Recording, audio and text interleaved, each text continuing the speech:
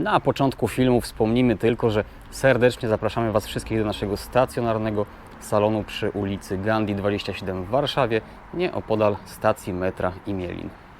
Cześć, ja nazywam się Grzegorz Piątkowski, a Wy oglądacie kanał Serwis Bajka. Kolejna sobota, tak jak widzicie za mną narzędzi nam troszkę ubyło, to dlatego, że wysłaliśmy Mateusza na Puchar Polski. Będzie zapleczem serwisowym jednego z zespołów, teamów, które tam startują. Ja myślę, że kiedyś Wam taki film również o tym nagramy, jak wygląda serwisowanie rowerów na imprezach tej rangi od zaplecza. Myślę, że będzie to ciekawe. No i zrobimy taki naprawdę wtedy konkretny, fajny wyjazd, zabierzemy jakąś terenówkę, pojedziemy w góry i będzie naprawdę bardzo fajnie. Na dzisiaj bardzo się cieszę, bo jest sobota, cały tydzień był po prostu pogodowo perfekcyjny. No i wreszcie mam dzień wolny dla siebie, przyjechałem rowerem. Bardzo się cieszę, że naprawdę mogę korzystać z tej świetnej pogody, którą zobaczcie, widać za naszym oknem. Mamy kwiecień, nie wiem czy to dobrze widać, ale pada śnieg, także po prostu genialnie. W międzyczasie pogoda się trochę poprawiła, mamy nawet trochę słońca. Właśnie odwiedził mnie kolega Krzysztof, którego serdecznie pozdrawiam. Możecie kojarzyć jego ramę Richeya z jednego z moich filmów, także mega fajnie, że Krzychu wpadł i chwilę sobie mogliśmy porozmawiać. A tematyką dzisiejszego filmu będą tensometry, czyli mierniki naprężenia szprych. I chciałbym Wam pokazać, czym różnią się drogie od tanich i czy tak naprawdę w ogóle się różnią, czy ich wskazania jednych i drugich są podobne.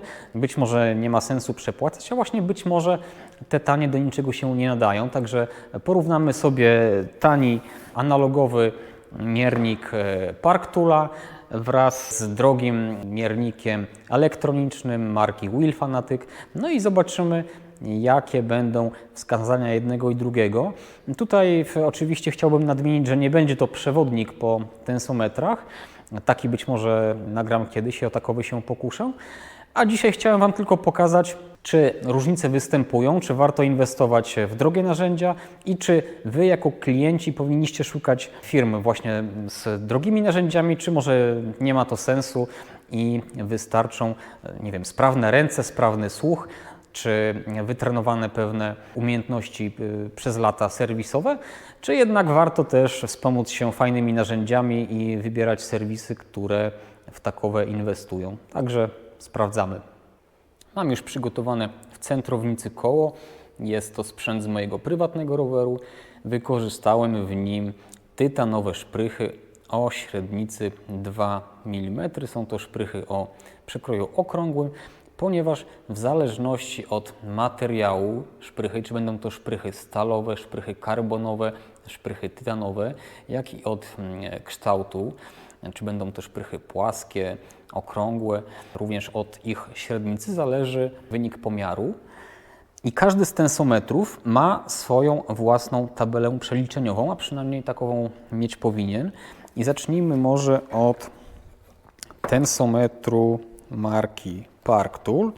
Jest to, myślę, taki bardzo znany tensometr na rynku, bardzo często wybierany przez wszelakiej maści serwisantów, a to dlatego, że jest dość tanim urządzeniem, chociaż pamiętam, kiedy ja kupowałem go x lat temu, jego cena była jeszcze całkiem sensowna, on kosztował w okolicy 300 zł, a teraz jak spojrzałem sobie na jego koszt, no to też brwi powędrowały mi na czubek głowy, ponieważ cena wzrosła o 40, 50 albo i czasami nawet 100%, co już jest moim zdaniem absurdem. No ale tak naprawdę co dzisiaj nie poszło w górę, prawda? Chyba każdy to zauważa. No i taki tensometr był takim game changerem, bo on pozwalał relatywnie niewielkim kosztem wejść w ten jednak wyższy próg wtajemniczenia, no i pozwalał na to posługiwanie się narzędziem, jakim jest miernik naprężenia szprych. Narzędzie jest o tyle fajne, że ma bardzo bogato rozbudowaną tabelę, ponieważ Parktool tutaj ma dokładne przeliczniki dla szprych okrągłych, nawet szprych aluminiowych, które są spotykane w takich kołach jak Mavic. Następnie szprychy aluminiowe płaskie, następnie mamy szprychy tytanowe. Jest tutaj także przelicznik dla kół karbonowych Mavica i to były koła, z tego co pamiętam, z modelu Ersys. Tu mamy szprychy marki Spinergy, no a z tyłu mamy przelicznik dla szprych płaskich. No i naprawdę tabela jest bardzo bogata. Z tego co pamiętam, jeszcze na stronie Parktool jest ona cały czas update'owana, uzupełniana, jak również na stronie Parktoola znajduje się specjalna podstrona, która podczas budowy koła umożliwia nam wyrysowanie wykresu naprężenia szprych. No te wartości musimy wprowadzić manualnie, ale bardzo, bardzo fajnie to działa. No i sam tensometr. Naprawdę jest to bardzo proste urządzenie wykonane tutaj z takiej aluminiowej, anodowanej blachy. Za powtarzalność pomiaru odpowiada sprężyna, no i to jest akurat tak naprawdę najbardziej newralgiczny element tensometru. Tutaj bardzo ważna uwaga, że tensometry w ogóle powinny być przechowywane w naprawdę bardzo dobrze zabezpieczonych pojemnikach, pudełkach, a to z tego względu, że są wrażliwe na wszelakie uderzenia, czy jeśli na przykład spadną, no to mogą się rozkalibrować.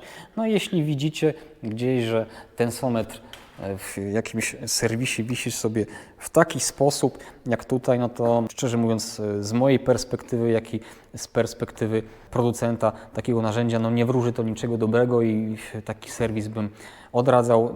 Taki tensometr powinien być schowany i przetrzymywany w bezpiecznym miejscu.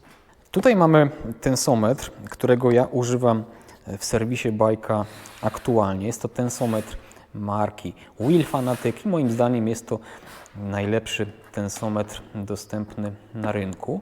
Zaczniemy od tego, że również mamy tabelę z napięciem szprych. No i tutaj mamy wyszczególnione szprychy stalowe, szprychy aluminiowe oraz tytanowe. Czyli jak widzimy, ta tabela jest znacznie uboższa jak odpowiednik Parktoola. Natomiast tutaj jest o tyle prosto, że aby dokonać właściwego pomiaru wystarczy średnica szprychy, jej materiał, jak i kształt. Natomiast w Parktoolu potrzebna jest jeszcze jedna wartość. No i tutaj względem tego, co mamy na stronie Wheel Fanatic, możemy sobie tak naprawdę dokonać przeliczenia dla dowolnej szprychy na rynku. Tutaj mamy krótką i prostą instrukcję obsługi. I tak jak widzicie, tensometr jest zapakowany w bardzo fajne, wysokiej jakości pudełko. Jest wyścielany miękką i grubą gąbką, no i w takiej postaci jest u nas przechowywany i tak powinno to wyglądać w każdym serwisie.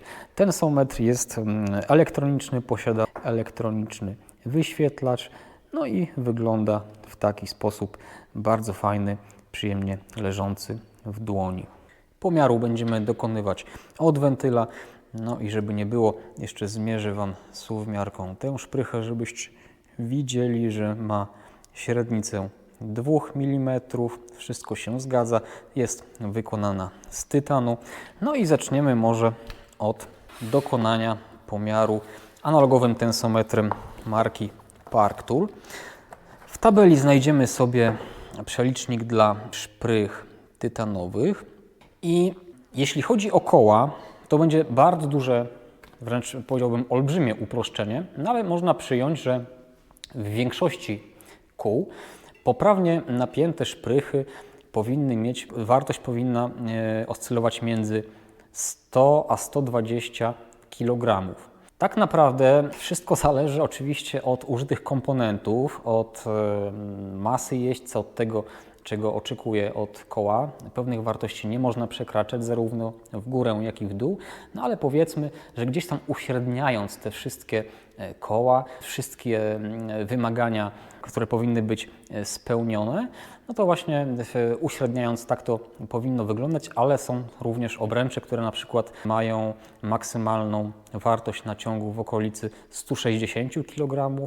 Są to najczęściej obręcze karbonowe, ale są też obręcze, które mają na przykład maksymalną wartość naciągu w okolicy 90 kg. No i przykładowo będą to aluminiowe obręcze Stance No Tubes. No i teraz sprawdźmy pierwszą szprychę, tensometrem analogowym. Sprawdzamy, tak jak wspomniałem, od wentyla. Szprychę musimy umieścić w taki sposób i tutaj puszczamy element ściskający i tak jak widzicie, mam nadzieję, że widzicie, wskazówka na tym wychylnym wskaźniku zamknęła nam się przy 15. Tensometr odłożę w bezpieczne miejsce. No i sprawdzamy na tabeli, jak to wygląda. Cały czas mam nadzieję, że też będziecie dobrze widzieli. Tutaj są te wartości dla szprychy tytanowej. I teraz tak, tutaj po lewej stronie odnajdujemy sobie 15 i sprawdzamy, jaka to będzie wartość. 15 dla szprychy tytanowej jest to 52 kg naciągu. Ok, i teraz zobaczymy, co pokaże nam tensometr elektroniczny. Ta sama szprycha. Dokonujemy pomiaru. Umieszczamy szprychę w taki sposób. Zerujemy. I wskazanie to 0,60 mm. Odnajdujemy 60 tutaj. I pokazuje nam dla szprychy tytanowej, że jest to napięcie rzędu 53. Czyli już widzicie rozbieżność. Warto zauważyć, że mierzę naprężenie szprych z założoną i napompowaną oponą. Kiedy tę oponę zdejmę, naprężenie będzie zupełnie inne, znacznie wyższe i będzie oscylowało w granicy 100 kg.